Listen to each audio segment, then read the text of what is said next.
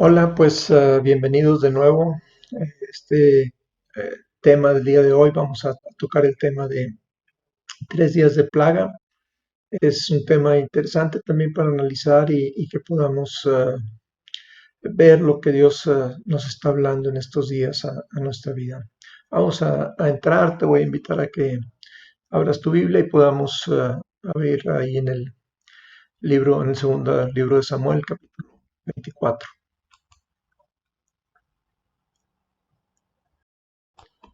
El tema de los 3 días de plaga viene debido al deseo de, pues, no sé, una especie de soberbia o vanagloria del rey David. Dice el capítulo 24 del segundo libro de Samuel que volvió a encenderse la ira del Señor contra Israel e incitó a David contra ellos a que dijese, ve, haz un censo de Israel y de Judá. Y dijo el rey a Joab, general del ejército que estaba con él, recorre ahora todas las tribus de Israel, desde Dan hasta Beerseba, y haz un censo del pueblo para que yo sepa el número de la gente.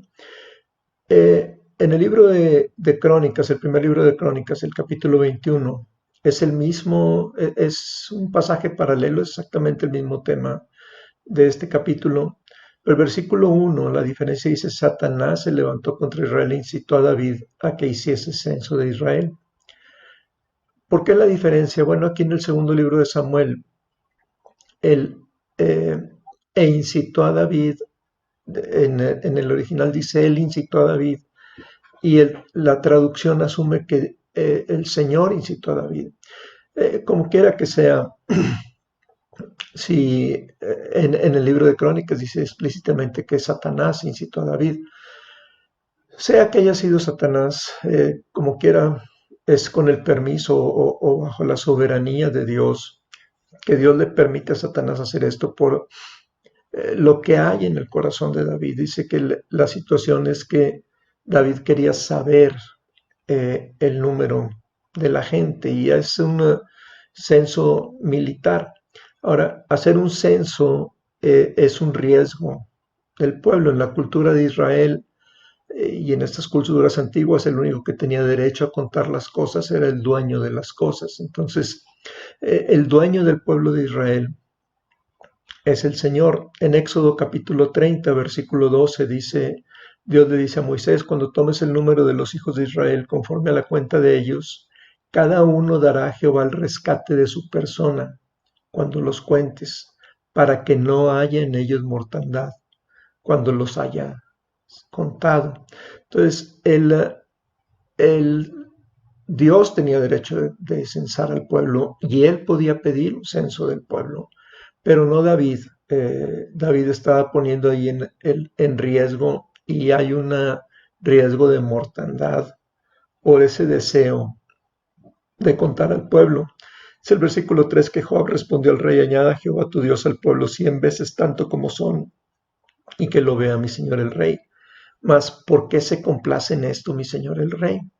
Dice, pero la palabra del rey prevaleció sobre Joab y sobre los capitanes del ejército. Salió pues Joab con los capitanes del ejército de delante del rey para hacer el censo del pueblo de Israel. Ni Joab, que era el general del ejército, ni los capitanes estaban de acuerdo en esto y sabían que lo que había en el corazón de David era ese deseo de ver su poderío militar, de ver la gloria de lo que había conquistado, lo que había logrado hasta ese momento. Sigue diciendo el versículo 5 que pasando el Jordán, acamparon en Aroer, al sur de la ciudad que está en medio del valle de Gad, junto a Jazer, después fueron a Galad y en la tierra baja de Jotzi, de allí a Danján y a los alrededores de Sidón, fueron a la fortaleza de Tiro, todas las ciudades de los hebeos, de los cananeos, salieron al Negev de Judá en Beerseba. Después que hubieron recorrido toda la tierra, volvieron a Jerusalén al cabo de 9 meses y 20 días. Y Joab dio el censo del pueblo al rey. Fueron los de Israel 800,000 hombres fuertes que sacaban espada, y los de Judá 500,000. Ese era el tamaño del ejército con el que contaba David. Y en estos 10 meses casi de censo, pues David simplemente tuvo todo el tiempo para reconsiderar lo que estaba haciendo, pero en su corazón él seguía buscando tener esa gloria, y tocar la gloria de Dios es un riesgo. El pueblo es de Dios y no del hombre. Versículo 10 dice que después que David hubo censado al pueblo, le pesó en su corazón, y dijo David a Jehová: yo he pecado gravemente por haber hecho esto. Mas ahora, oh Jehová, te ruego que quites el pecado de tu siervo, porque yo he hecho muy neciamente. David, el hombre, era imperfecto, tuvo muchos pecados, pero sabía entender y arrepentirse cuando pecaba, podía reconsiderar su situación, y entendió que, una vez que supo el número, entendió que pues, no significaba absolutamente nada. Dios es el que tiene el poder para hacer las cosas. Y dice que por la mañana, cuando David se hubo levantado, vino palabra de Dios al profeta Gad delante de David, y le dijo: ve y dile a David, así ha dicho el Señor, 3 cosas te ofrezco, tú escogerás una de ellas para que yo la haga. Vino pues Gad a David y se lo hizo saber, y le dijo: ¿quieres que te vengan 7 años de hambre en tu tierra? ¿Que huyas 3 meses delante de tus enemigos y ellos te persigan? ¿O que 3 días haya peste en tu tierra? Piensa ahora y mira qué responderé al que me ha enviado. Varias cosas vemos aquí. Una es que Dios habla con David por medio de un mediador, por medio de Gad. Y la respuesta no la va a recibir Dios de David, la va a recibir del profeta, o el profeta la va a recibir de David. La oferta de Dios es 7 años de hambre. Quizá a nosotros nos parezca que David escogió los 3 días por el tiempo, por el plazo, pero 7 años de hambre iba a afectar ¿a quién? A los pobres, no iba a afectar a los ricos que tuvieran con que mantenerse, no iba a afectar a los poderosos, no iba a afectar a la gente ingeniosa que pudiera ingeniárselas para eh, quizá expensas o ayuda de pueblos enemigos sobrevivir por estos 7 años. La gente que iba a sufrir 7 años era la gente con menos recursos de la tierra. 3 meses de guerra significaba así la muerte de algunos, principalmente soldados, el saqueo de los pueblos más débiles del reino, y 3 días de peste significaba que nadie estaba a salvo. Le puede tocar al rico, al poderoso o al pobre, al que no tiene ningún recurso.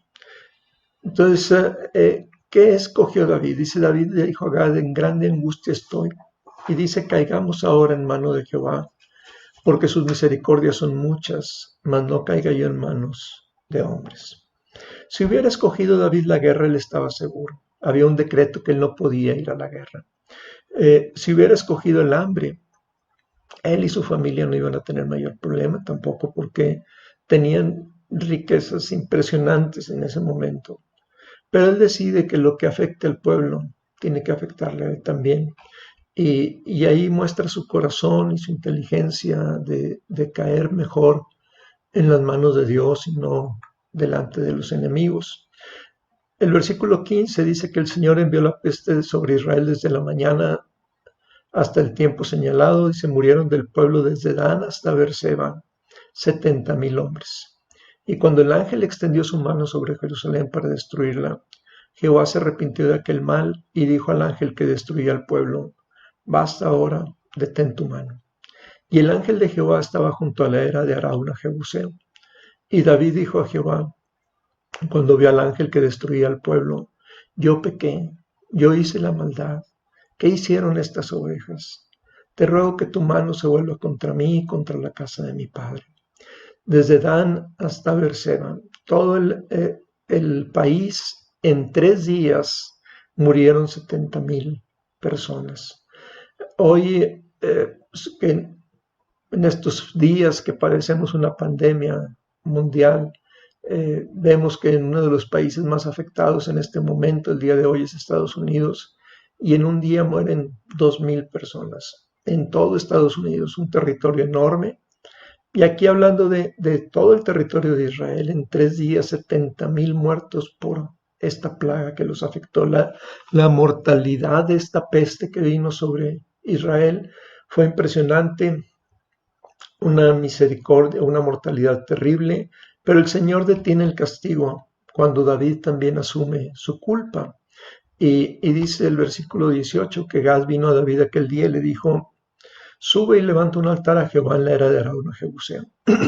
Subió David conforme el dicho de Gad, según había mandado Jehová. Y Araúna miró y vio al rey y a sus siervos que venían hacia él. Saliendo entonces Araúna se inclinó delante del rey, rostro a tierra, y Araúna dijo: ¿por qué viene mi señor el rey a su siervo?